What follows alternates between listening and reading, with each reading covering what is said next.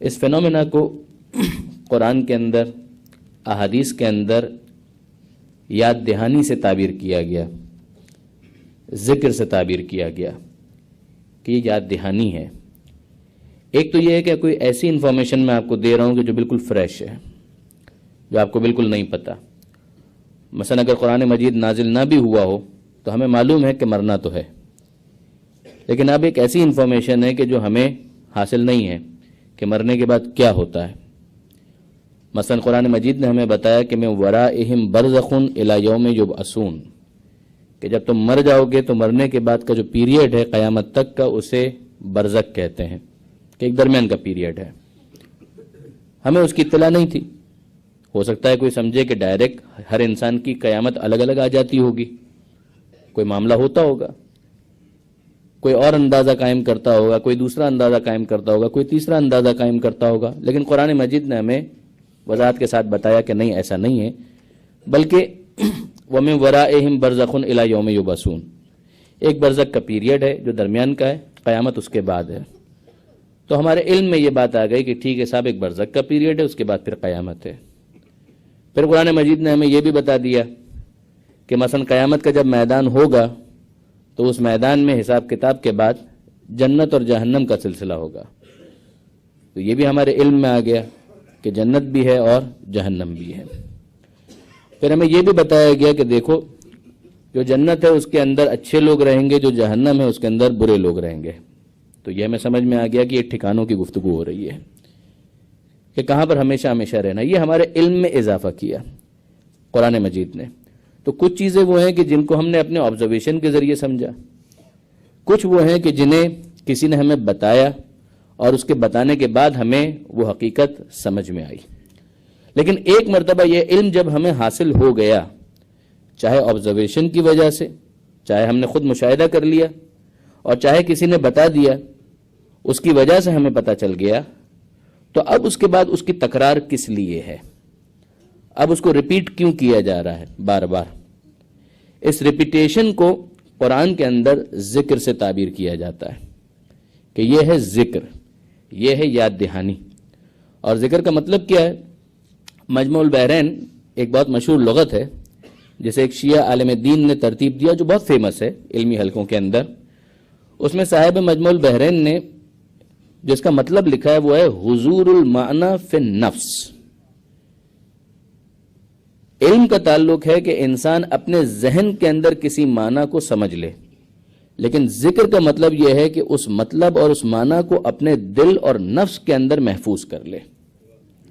ذکر اس لیے ہوتا ہے، یاد دہانی اس لیے ہوتی ہے کہ انسان اس حقیقت کو جسے وہ جانتا ہے وہ فراموش نہ کر دے، اور اس کی روشنی میں وہ اپنا سفر آگے بڑھائے۔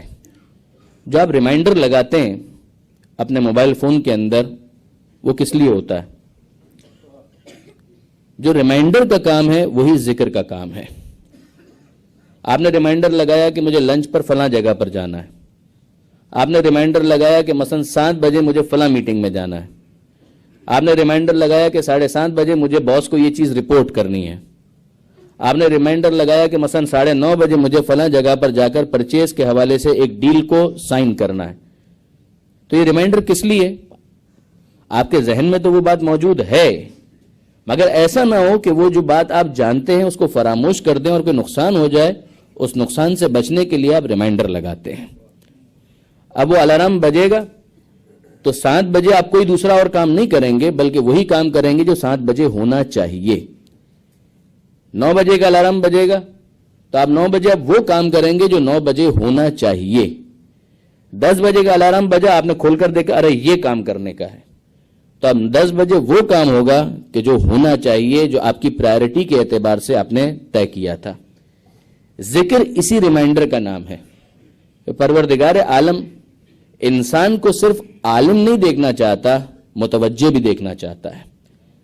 صاحب علم ہے تو ذہن میں اس حقیقت کو اس نے سمجھ لیا، لیکن اگر صاحب ذکر ہے تو اس کا نتیجہ یہ ہوگا کہ وہ حقیقت اس کے دل میں اس طرح سے راسخ ہو جائے گی کہ اس کی زندگی کا کوئی فیصلہ اس ریمائنڈر سے ہٹ کر نہیں ہو سکے گا۔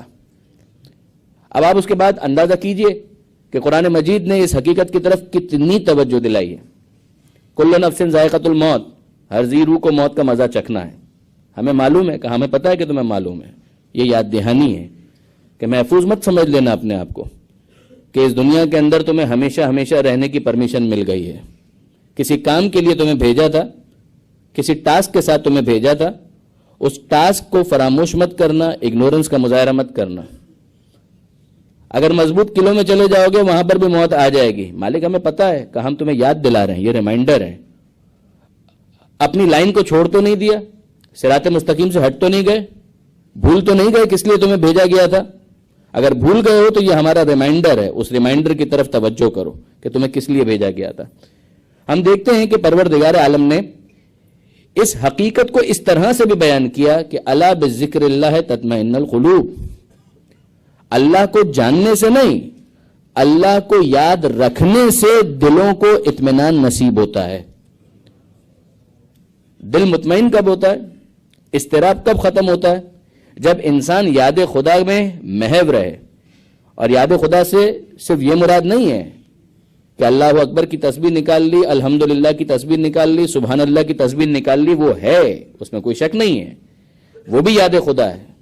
وہ یاد خدا کا ایک مصداق ہے.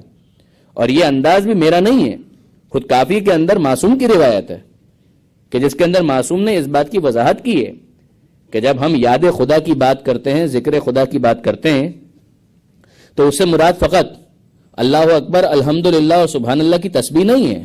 وہ بھی ذکر ہے، وہ بھی یاد خدا ہے. مگر یاد خدا کا اپلیکیشن یہ ہے، عملی مصداق یہ ہے کہ جب تم کوئی کام کر رہے ہو تو اس موقع پر تمہاری توجہ رہے کہ یہ کام میرے خدا کو پسند ہے یا پسند نہیں ہے. اگر پسند نہیں ہے اور تم ہاتھ اٹھا لو، اس کا مطلب یہ ہے کہ یاد خدا موجود ہے. اس کا مطلب یہ ہے کہ یاد خدا